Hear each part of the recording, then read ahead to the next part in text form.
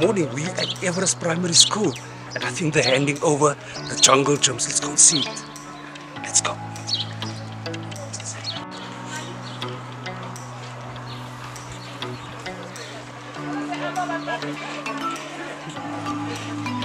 So this morning we at Everest Primary School in Brisbane, and Bishop Dulton Adams, the chair of chairs, is handing over the jungle gyms, as you can see.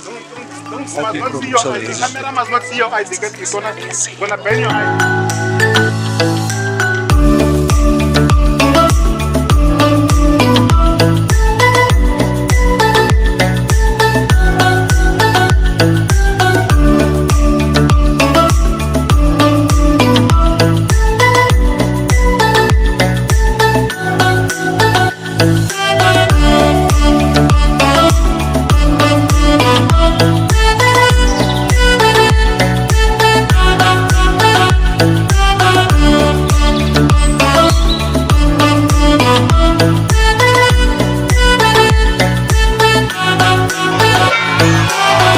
Thank you, Bishop! Thank you, Bishop!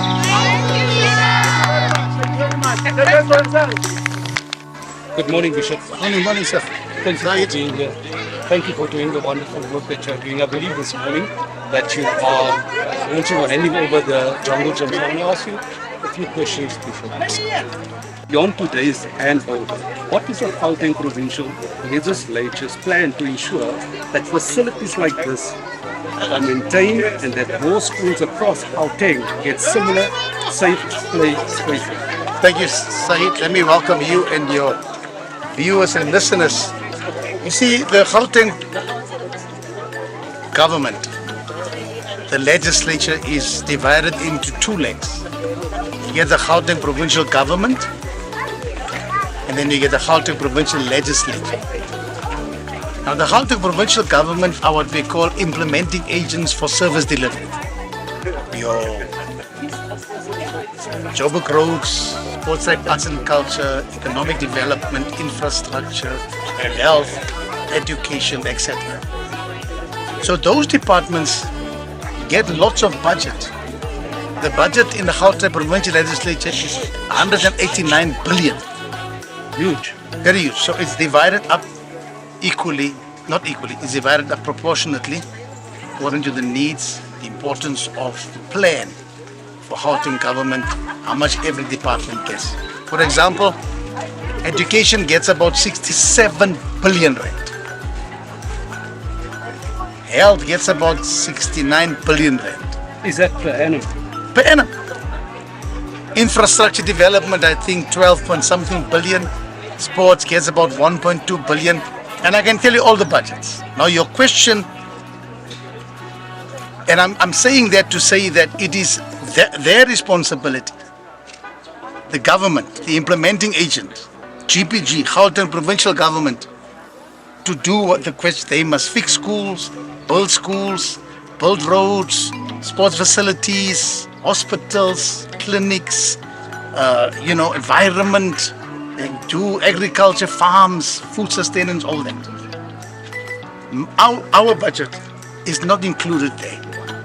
The budget that I get, the minuscule budget that I get as the chair of chairs, is what delivers this to our communities. And then in terms of how will it be sustained and maintained, the onus and responsibility is on the school and the SGB. They need to make sure now they look after it. It's a partnership. We come, we deliver. They have to, from time to time we will check, but everybody must buy in to make sure that every facility that we build and fix must be looked after by the community. As the chair of chairs, how important a partnership between government, schools and community organizations like the Voice Community and the Said Foundation in making sure these projects actually meet what our children and parents need? A partnership is critical. I am a strong propagator. We have leaders, we have people in positions who are not necessarily leaders. We have people in positions they necessarily don't have heart. We have people in positions who don't really care. So what you need now is we're going for elections on the 4th of November. You don't need a councillor. You need a leader who's a visionary, who can actually implement a strategy. A councillor cannot just be elected just to escalate. So it's important that the partnership that we have with Said Foundation and with The Voice and with Kofifi and every other in our communities. In fact, my desire is that all the media here must be on the databases of legislature and government, so that you can also benefit in terms of covering and the coverage that you get in our communities for the GPL and the GPG, because you will then be a service provider. Excellent. And also, having said that about us as media in this community, to cover events, especially events like yours, you've been doing so much in this community, and I think that people should really acknowledge the good work that you've been doing, not only now, for a very long time, but building up to the elections. And this is not an election campaign. This is what your heart is always on the good spot.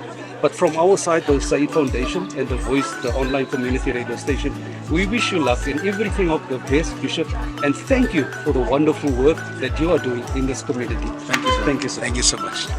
Good morning. With me today we have the principal of Everest Primary School here in Westbury, Mr. Barry. Mr. Barry, good morning. I've seen Bishop Dulton, Adams, the chair of chairs, handed over the jungle gym today.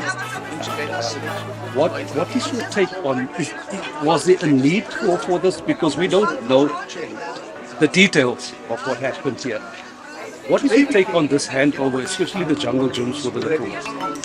Yeah, the jungle gym has not been operational now for approximately a year.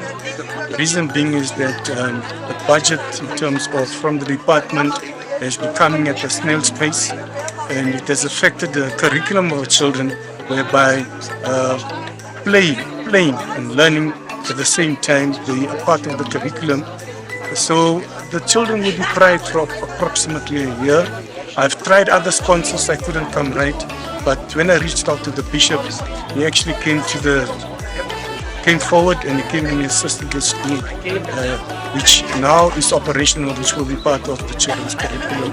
We greatly appreciate his efforts and what he has done for us. This is so well needed. Just the last question. What message do you have to the learners, the SGP, and the community at Everest today as they start using this new jungle gym? You see, the jungle gym is part of building your character. It makes you not only aware of fitness or participation, but also social skills, interaction, and so forth. So, educationally, it is a holistic approach in terms of developing a child. That would be mentally, emotionally, physically.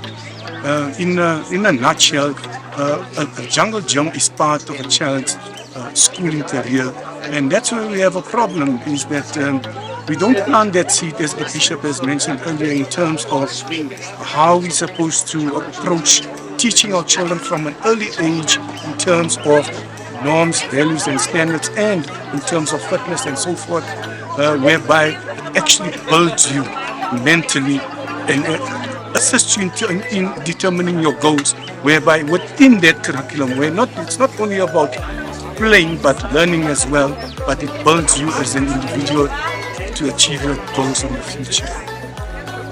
As we come to the end of this amazing, wonderful handover at Everest Primary School, it's just been a wonderful day, and we would like to thank Bishop Dulton Adams for always reaching out to the community wherever there's need. And from the Voice Community Online Radio Station, we say thank you so very much.